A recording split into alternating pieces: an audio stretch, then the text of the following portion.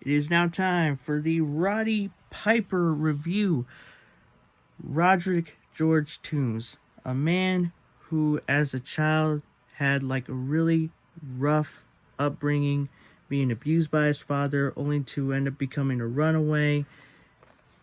And it wasn't until he met Father O'Malley that introduced him into pro wrestling. It wasn't like so many other wrestlers like Steve or Arn Anderson where they watched professional wrestling on TV and then they got into it. His trainer eventually becomes Gene Lebell, the same man who taught Ronda Rousey, Bruce Lee, and Chuck Norris.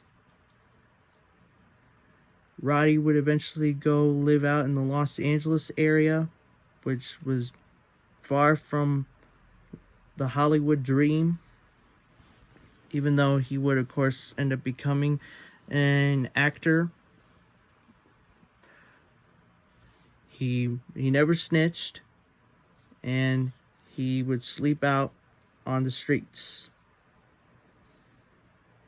And speaking of Los Angeles, that's also the place where he got Mexican fans the most riled up because he was playing La Cucaracha on the bagpipes, even though he said he was playing the Mexican national anthem. Well, he said he was going to.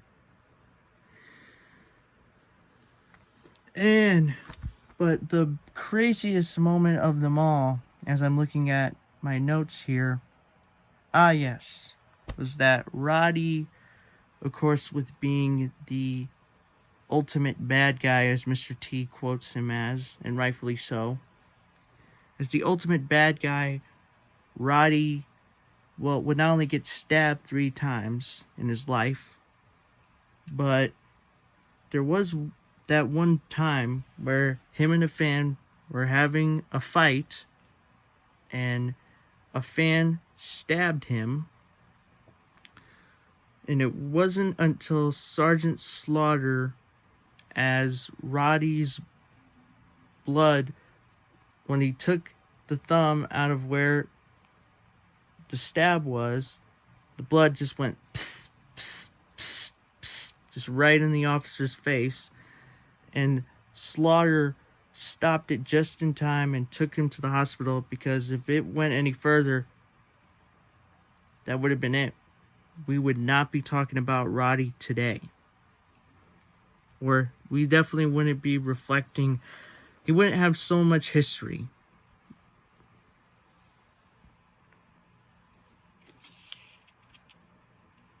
This is when we also get into the dog collar match, but specifically the rivalry between Piper and Greg the Hammer Valentine.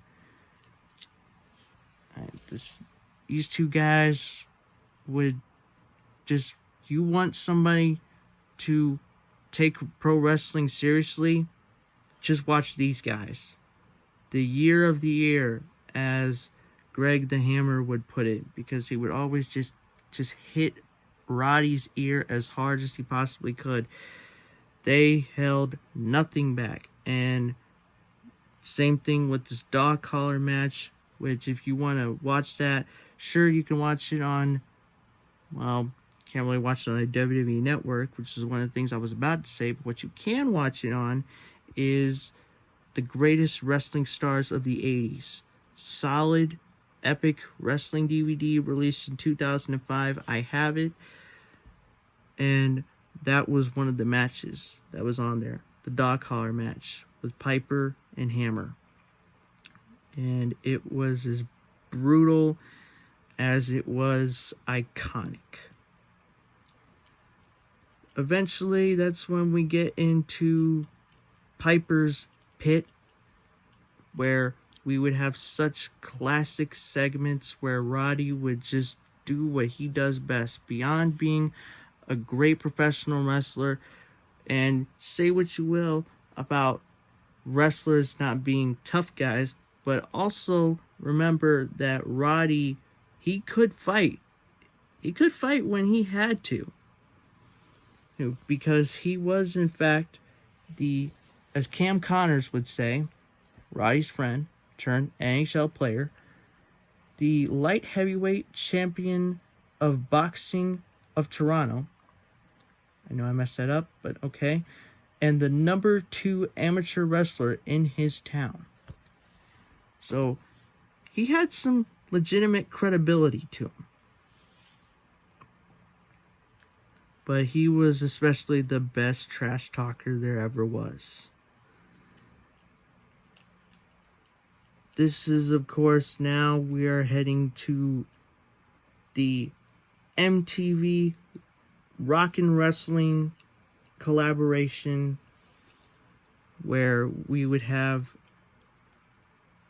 Hulk Hogan and Mr. T teaming up to go up against the evil Roddy Piper, who actually couldn't stand Mr. T because he was a big-time celebrity, but he was not a professional wrestler. But as Hogan would say, that if Roddy would have just let Hogan beat him, then he would have been the richest man that Hogan would have known.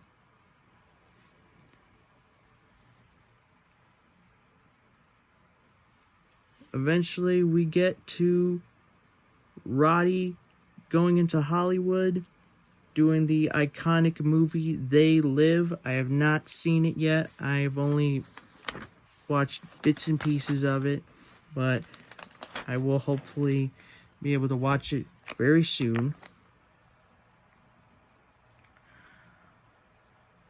And going into the later part of his career, Roddy only continues to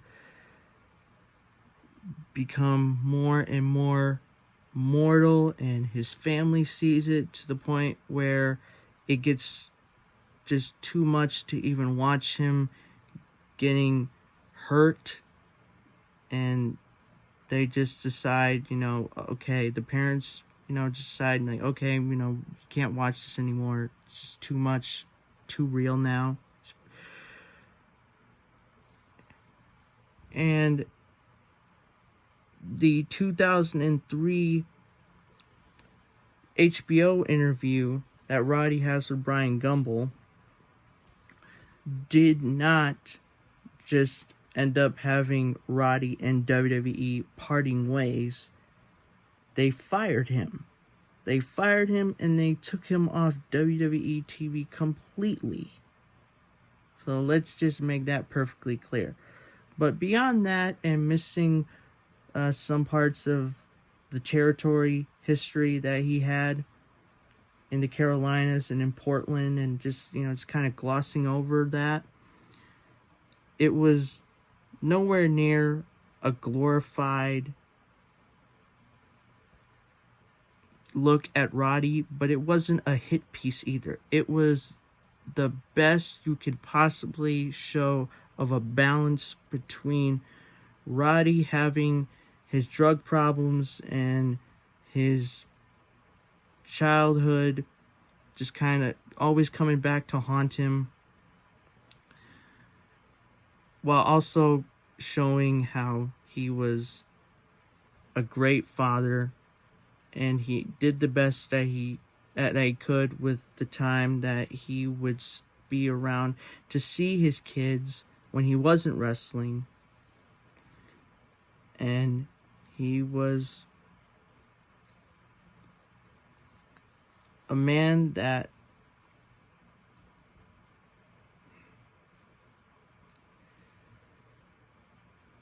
just,